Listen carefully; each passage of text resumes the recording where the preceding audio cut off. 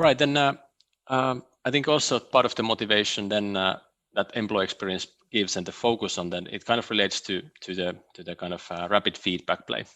Some of it like part of it is now if we talk about service desk, how to motivate your agents. You were giving all those stats. How does it improve the company, performance and all that? But also that rapid feedback, because we see that it's over 75% of all the feedback that the people are giving from IT services, because they are doing such an amazing job, is positive one.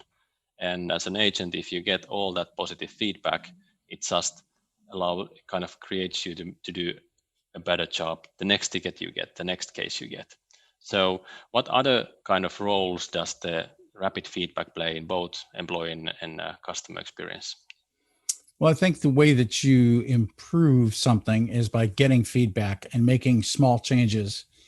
And so if you're waiting for a quarterly or a semi-annually or an annual feedback report, first of all, half of what employees went through at a particular time is going to be lost. They're not going to remember the experience. They're not going to remember that emotional component that we talked about earlier. They're going to forget what the issue was. I know I was mad at IT, but I don't remember why. And so that's important time-wise, but also that the idea that you can then make your improvements smaller and more frequently. It's the DevOps approach. Yeah. Right. You iterate rapidly with constant feedback loops. In order to get those rapid feedback loops, you have to have a mechanism, and you have to do it, as frequently as you possibly can. There are some organizations, as you know, that take some kind of a pulse daily and say, how are you feeling today as opposed to yesterday? Or what are some specific things, some specific measurements that we might take that indicate that you're okay today. You're doing well today. But it's exceedingly important to get that as close to real time as possible, so that you're getting an accurate picture of how people are feeling. What's the happiness level now as opposed to what it was yesterday? That's really important. Yeah, and Sami, I guess you could maybe see like how do we kind of put our experience management process? How do we see the donut thing that we are talking about it? I think it kind of goes to what Roy was just saying about DevOps and all that rapid, quick, small improvement things. Yeah, so it's for us more and more, it's what we do and what we help customers to do is not really measure things, because I think it's many people have said that the worst thing to do is measure and not use it. But the thing is that we kind of see the whole thing in 4 different parts. So measure, which in fact for us is the easy part, kind of getting enough data, you can trust it and that kind of stuff. But then sharing it is very, very, very crucial, because if we come back to where we started this podcast, was that there are so many points in the organization seeing it from their own perspective and different view to that. So sharing it to different directors, different teams, different owners of services, different supervisors, whoever, that they can look at it from their own team perspective. What is the thing me and my team is creating and responsible? And then the whole culture starts to change, because everybody's starting to see what is wrong from the experience perspective, what I could do better. And that starts to kind of change it slowly. But if you don't get them to transparently see all the time what is going on, it might still be that there is one guy owning the experience, which is sometimes is a question that is asked from us, which I hate, is that who should own the experience? I said, nobody. Or everybody. Everybody, right? Exactly. And that's what I was talking about before, the difference between customer experience design and customer experience. The customer owns that experience, right? It's your experience. It's my experience. It's Pasi we don't care about, but that's another story. But it's, you own that, and it's your interface with the organization. And I agree with you. And there's a couple of things about measuring that are important. First of all, you're absolutely right. If you're not going to use this and take advantage of it to make improvements, what is the point? Yeah. And that's something I've been talking about for way too long in IT, right? But another thing about measurement is that you know Stuart Rance, of course, and Stuart and I discussed Goodhart's law. And it's an obsession with people, especially in the support side of an IT organization, to say we need to have 76% first call resolution. Got to have it. As soon as you create that as a goal, you've disabled the metric. It no longer is valuable because now you're forcing it. It's that over here in this country, we have car dealerships. When you buy from a car dealer, that you will invariably get a salesperson saying, you have to give me a 10 on my review, otherwise I won't get my bonus next month. Well, then that 10 is meaningless. If you're bribing me to give it to you, it's meaningless. If you make that a metric, a goal, it ceases to be a valid metric, basically. So that's an important consideration for people. Yeah. I think that is a good kind of the next one in our donut, how we describe it is identify. So setting one targets and be happy if you are in a certain happy level, it kind of is not the point. It always to find areas what you should do and what you could do better. And that is the right attitude, I think, in employee experience and developing whatever experience. Is kind of, it doesn't matter what is your overall level, but to really be developing services, you would always find out what you could do better and focus on those things, small actions, finding right problems, getting those to the continuous improvement process and however you work, but always selecting your fights in a way from the value, from the experience perspective. And then that's kind of the loop, because then you do the improvements and then it starts to go around. And if you get that to be really the core, so that is kind of what we call as an employee experience management. So measurement is just to get the data in, but really to have those, how you use it is the thing that makes us happy, that when that starts to happen and you start to see it and hear from our customers that, hey, now there was these and these findings, what I didn't know anything about, but my team found this and that. Then we know that, okay, we have been able to really create something that is now focused on the experience and start to be that we really can call experience management. And that's why I like that's like so the, big thing. That's why I like me, the so. correlation to kind of DevOps, the infinite cycle, that you just do it all the time. And it's not like that, hey, we got to this level, now we're happy. It's, expectations change. There happens to be a pandemic. I think maybe now even during the pandemic, people might they might have a little bit, less expectation of the experience because of all this other stuff around them. So, you get good service, everything works. If IT, if the laptop doesn't work perfectly, it's not the kind of the end of the world, because there are other things now outside that could mean end of the world. So in a way, they, see the big picture of how critical they are. But if an organization is not yet doing this kind of management and measuring of employee experience now, then how should they get started, in your opinion? Well, I think first of all, they need to think about two things. They need to think about why they're going to do this. And I think we've discussed a lot of the reasons why they should. I mean, the evidence is out there that this really does matter to business outcomes. It should have been intuitively understood for a very long time, but like a lot of other things in business, it isn't. I don't care if they're happy. I just want them doing their jobs. Well, it does matter if they're happy, as we have discussed some of the stats that are out there, and how the employee experience underlies the customer experience, and how customer experience has been talked about recently in many organizations, improving that experience. Well, one way to do it is to make sure that your employees are having a good experience, and as an ancillary to that, as we discussed, engaged in their work. So think about why you're going to do it, then worry about the how. And the how you're going to do it could be a number of different ways. One of them is to have, I wonder if there are any good tools for measuring it. There might be some. No comments. Yeah. Some of them might look pink at first, but there are good tools for measurement, and depending on your organizational situation. Do you have 100,000 employees? Do you have 10 employees? Yeah, they're two different things. If you have 10 employees, maybe a question a day to each employee and keeping it in an Excel spreadsheet is adequate for you. If you've got, thousands of employees, then you really need to have a way to do it properly. But also, as we know, surveys, people get survey fatigue. People respond to surveys in different ways if they think it's anonymous or if they think it's not. And if they suspect that it's not anonymous, that's always a problem with surveys too, right?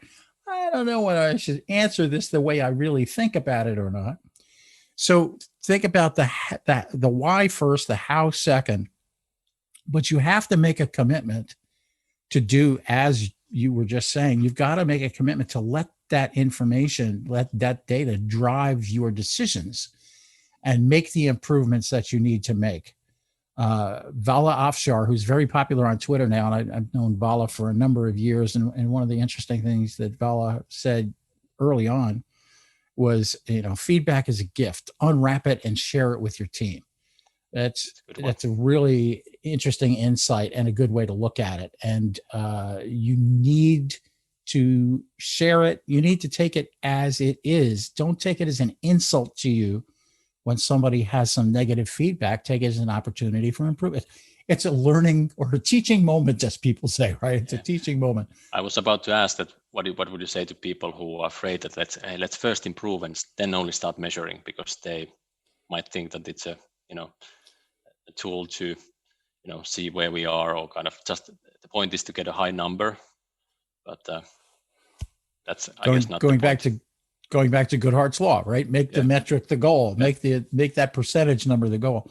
It isn't the point. And first of all, you want to get into it early. You want to get into it before you start the improvement process, because then at least you have a baseline. You can see where you are. Metrics, I always compare to mile posts on the highway. You're driving down the highway, or kilometer posts, sorry, for you folks. But, there's mile 132. Making the metric the goal, you don't say I'm going to go take vacation at mile 132. You say I'm going to the lake. Well, the exit for the lake happens to be at mile 132. Okay, fine. But also, it's good to be able to look back and say, hey, look at what we did. We started here. Now we're here. This is better. We're making improvement. And that, in turn, has an effect on employee experience and engagement, because people are feeling better, right? And then, if you have it continuously all the time, when these things happen like pandemic and stuff, you can really see the impact. Like, did it really have a matter? And then when you do these small things, it might be a thing that you don't expect to have any impact that actually has a huge impact on the experience. Mm-hmm. And you that's why also that you can learn from it, that what actually made the impact. And I think we tend a lot of times to, or have traditionally tended to, look at things in isolation. Well, what's the first call resolution? Okay, but how does that play into everything else that we do? And I have always described metrics as being a fabric. You pull on one thread over here and something happens way on the other side of that fabric, because that thread is attached someplace and has an effect on other things. And, looking at the whole experience, the way we defined it at the beginning here, as that whole series of interactions between someone and the organization where they work, it gives much more of a sense of that fabric, and that things are much more unified than you might initially perceive if you're looking at, laser focused little bits of data. Put that data in a context. It's really important. Yeah, I just had a customer webinar last week, and one thing that they said that they understood after a while that the experience is a multi-dimensional thing. You need to look at you can look at it from so many different angles, and like we were discussing earlier, that there are people in different positions in the organizations. They want to look at it from that view and this view. So it's not just like one number that, hey, we have a satisfaction of 98. It probably means that you missed it because it's not 100. But yeah. So Sami, are there other topics in your head still related to? Yeah, of course, it's so great to talk with Roy every time. So you could continue. Yeah, you're just listening now. For a long time, yeah. Just enjoying. You got your popcorn. Yeah, about that, yeah. I think one thing was always asked from us, just is there any kind of a really good tips or stories, what has been done, kind of those small things that somebody did to really boost their experience, because you kind of need those good stories to really get things going in your own organization. You have shared already a couple of good stories, but anything else you want to share? Yeah, I will share an experience that I had with, and it's not directly relevant to this conversation, but it is in a way. There's a small grocery store not far from us here in South Carolina, local, not part of a chain. It's just a local grocery store. It's kind of small.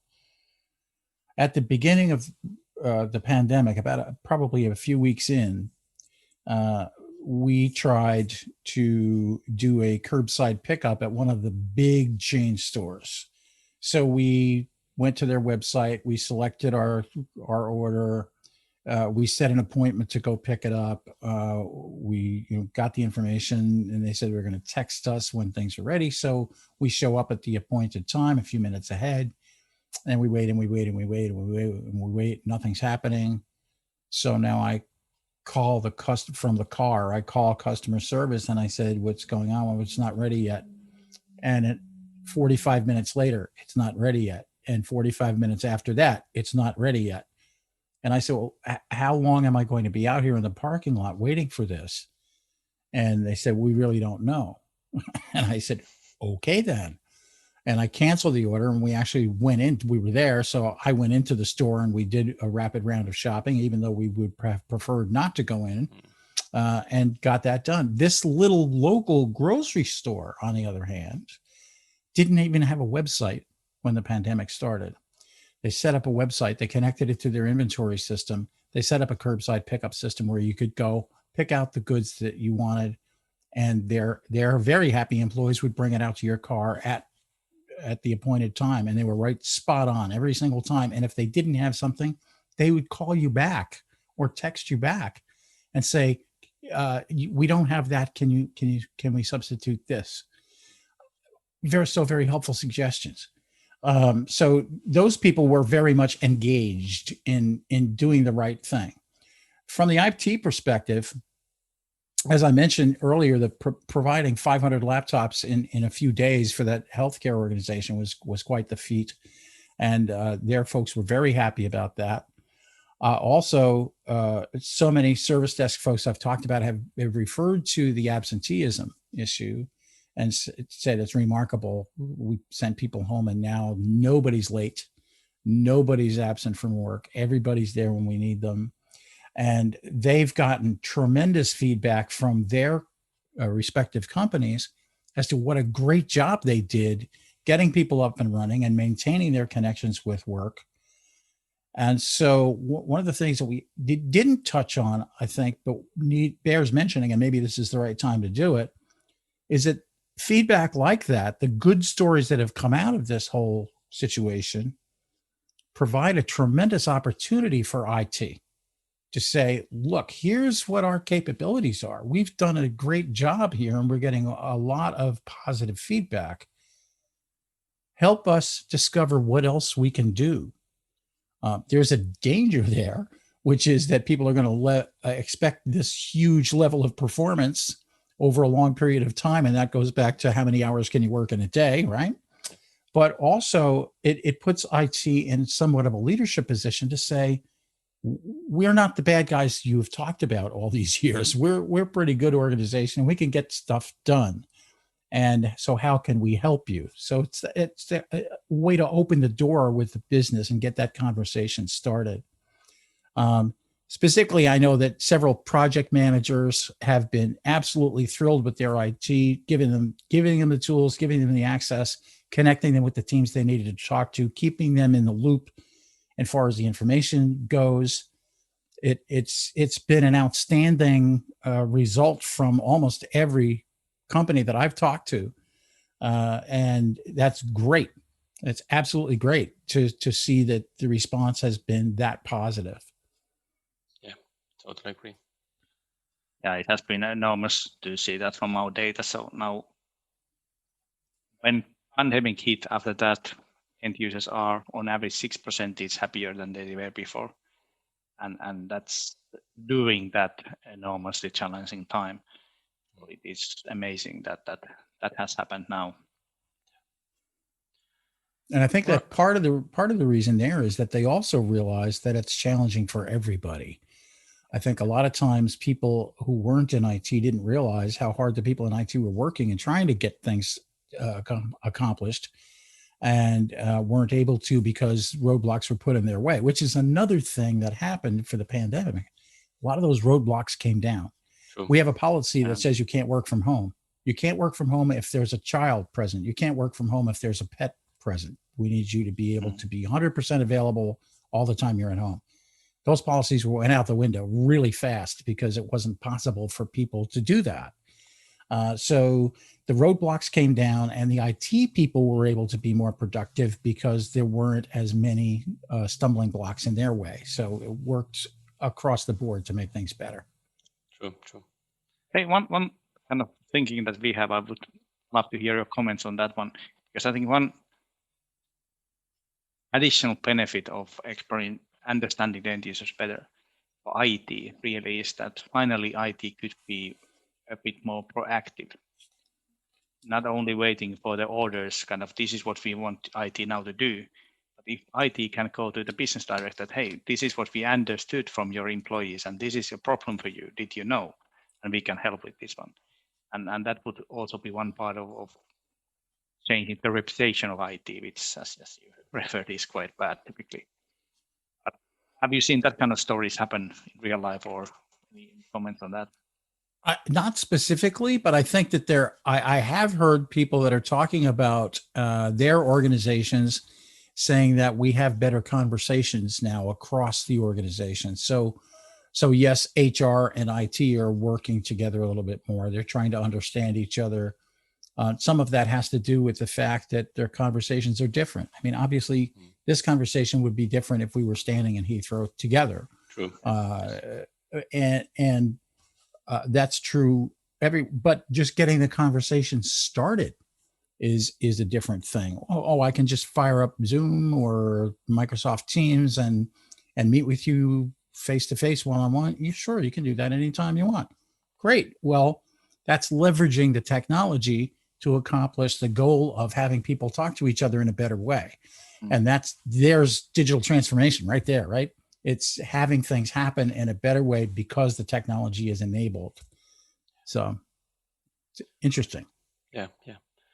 All right. I think we have been now chatting quite a long time. And as you said, if we would be at Heathrow, we would just continue. But maybe now, given your background in all this, so if somebody got interested and kind of wants to learn, what is it that you can bring to the table for your clients, and maybe where they can find more information, if there may be some events currently happening, virtual ones, that they can come and listen to more of your stories. So. Sure. First of all, Clifton Butterfield concentrates on basically 4 pillars of any organization, coming from a strong background in customer service and being focused on providing good service to the customer is certainly essential to any organization that wants to accomplish what they set out to do. That leads us to the more modern perception of customer experience. Again, all of those touch points across every interaction with the organization. How do we make that better? Customer service more focused on, okay, that person needs help. Let's give them support. Customer experience right across the board. So how does that customer feedback and input influence what our organization does and how we do it? Then, as we said earlier, the employee experience underpins that very nicely and is a similar way of looking at the employees' interactions with the organization across the entire board. So that's 3 of the 4 pillars. The 4th one is appropriate technology. So you need to have the right technology. Does it have to be the most whiz-bang thing that somebody just wrote yesterday afternoon? Absolutely not. Could it be something that you already own that has capabilities that you weren't aware of? I think a lot of organizations go out and buy things because they think they need a new tool, when in fact, the tools that they already have could do what they needed to do. And so providing an assessment for that and the appropriate technology is what we focus on. Make sure it's the good tool that you have or need to buy. So that's basically what we do from an organizational perspective. And, people need help with this stuff. So we're happy to provide it. Yeah. So if they want to contact you, so is it what's the best way to be in touch? Well, our website is at Clifton Butterfield, spelled just like it sounds. I'm not going to spell it out. CliftonButterfield.com. We'll put it on the show notes, so yeah, great. And I'm on LinkedIn. I'm on Twitter under my own name, Roy Atkinson. Reach out to me. I'd love to connect with you, have a conversation. As for events, always, they're constantly occurring. Next week, Service Management World happens, and I have the privilege of awarding this year's Lifetime Achievement Award, which I received last year, to the next recipient, whose name I won't mention. And so that's one event that's happening. I'm doing a webinar for ICMI this week, and there'll be, there are events popping up all the time. So catch me up on LinkedIn, and I'll be posting that information. Cool. Thank you so much, Roy. It was a pleasure to talk about the topic we all are passionate about. And as we say in Happy Today podcast, stay happy and stay safe. Thank you. Thank you.